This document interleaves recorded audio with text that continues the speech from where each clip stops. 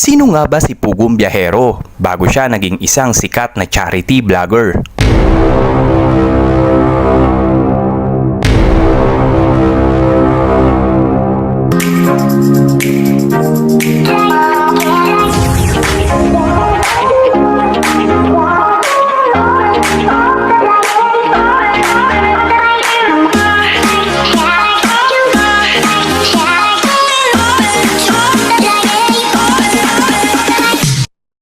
Sino nga ba si Pugong Biyahero bago siya naging isang sikat na charity vlogger? Si Sir Paul Joseph o kilala sa tawag na Pugong Biyahero ay pinanganak sa Burol Occidental, Mindoro noong 1985. Nag-aral siya sa Burol Elementary School at nagtapos ng high school sa LNSF, Looc National High School of Fisheries. Si Pugong Biyahero ay pang-apat sa 9 na magkakapatid. Hindi biro ang pinagdaanan niya sa buhay at ng kanyang pamilya sa hinarap na problema. Ngunit nalampasan ito ng ating Pugong Biyahero. Hindi na nga nakakapagtaka sa kanyang mga vlogs na sobra niyang matulungin sa mga taong naghihikaho sa buhay. Sa kadahilanan ngang alam niya ang pakiramdam at naranasan niya ito, kaya ganun na lang ang pagsisikap niya na mapuntahan lahat sa kanyang vlog ang mga nangangailangan. Si Pugong Biyahero ay isang office staff na nagtatrabaho noon sa Makati upang matustusan ang pag-aaral ng kanyang nakababatang kapatid. At sa sobrang kasipagan ay napagtapos niya nga ito. Madalas ay bumabiyahe din si Pugong Biyahero sa iba't ibang lugar dito sa Pilipinas. Kaya siguro Biyahero din ang nakakapangalan sa kanyang channel dahil ito ang pinagbasehan niya. Habang nagtatrabaho siya ay naisipan niya mag-vlog. At dito na nga nagsimula ang kanyang karir bilang isang vlogger. Trabaho sa umaga, vlogger sa gabi. Dahil nga isinisingit lang niya noon ang kanyang pagbablog sa kanyang libreng oras pagkatapos ng trabaho. Nagsimulang mag-vlog si Sir Paul Pugong Biyahero sa Maynila noong pumutok sa social media ang dating mayor na si Isko Moreno. Sinundan niya ang mga adhikain ni Mayor Isko na malinis ang Maynila noon. At halos maraming nakasubaybay na mga vlogger sa bawat gagawin at pupuntahan ito sa iba't ibang lugar sa loob ng Maynila.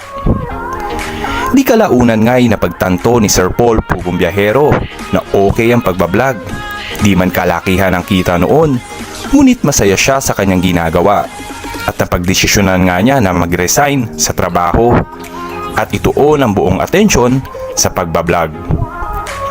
Hanggang sa umabot siya ng 100k subscribers. Doon naman dumating ang pandemya at nag-lockdown sa buong Maynila. Na kung saan bawal lumabas ang mga tao, depende na lang sa kanilang mga propesyon o pinagkakaabalahan sa buhay na may kaakibat na permit sa bawat paglabas. Nahinto sa pagbablog si Sir Paul Pugong Biyahero dahil sa lockdown.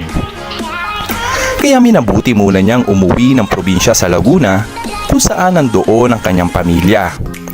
Habang nagpapahinga at inaantay ang pagbabalik sa normal gawa ng pandemya, naisipan ni Sir Paul na tumulong sa mga nawalan ng trabaho sa pamamagitan ng pagmamahagi ng relief goods sa mga pamilyang hikahos at tinamaan ng pandemya at hindi makapagtrabaho na hindi naabutan ng tulong mula sa gobyerno.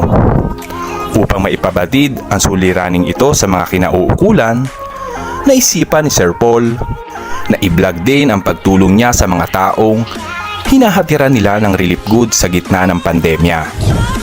At dito nga pumutok ang kanyang channel at gawin niyang charity vlog ang kanyang mga content. Maraming mga sponsors ang bumuhos at nagbigay ng tulong para sa hadikain ni Sir Paul Pugong Biyahero sa pagbibigay ng mga relief goods. At may ilang maswerte nga na pinatayuan pa nga ng bahay. Kamakailan nga lamang, umuwi si Pugong Biyahero sa Mindoro upang bisitahin ang kanyang pinatatayong bahay. Isa sa mga pangarap niya. At nakabiliran siya ng sasakyan para na rin sa kanyang pamilya at nakapagpatayo ng ilang negosyo. Sa halos more blessings na nga ang dumating kay Pugong Biyahero at natatamasang kaginhawaan, hindi pa rin ito nakalimot sa kanyang mga kamag-anak, teachers, kaklase at mga kaibigan at lalong-lalo na sa kanyang mga kababayan.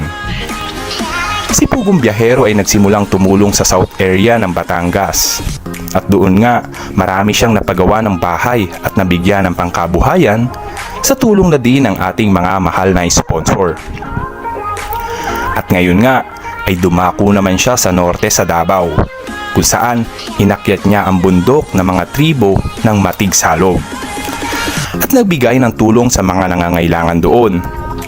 At dito nga niya nakilala si Maylin, isang batang babae na pilit niyang isinalba sa maaga nitong pag-aasawa. At ngayon ay kinuha na niya bilang scholar at sa Maynila na ito mag-aaral. Ikaw kadudes, kapugong biyahero, anong masasabi mo sa naging journey ni Sir Paul, Pugong Biyahero? I-komento lang sa baba. Ito po ang inyong Kamarites Dudes TV. Don't forget to like and share. At pindutin nyo na rin po ang subscribe button please. Hanggang sa muli. Bye!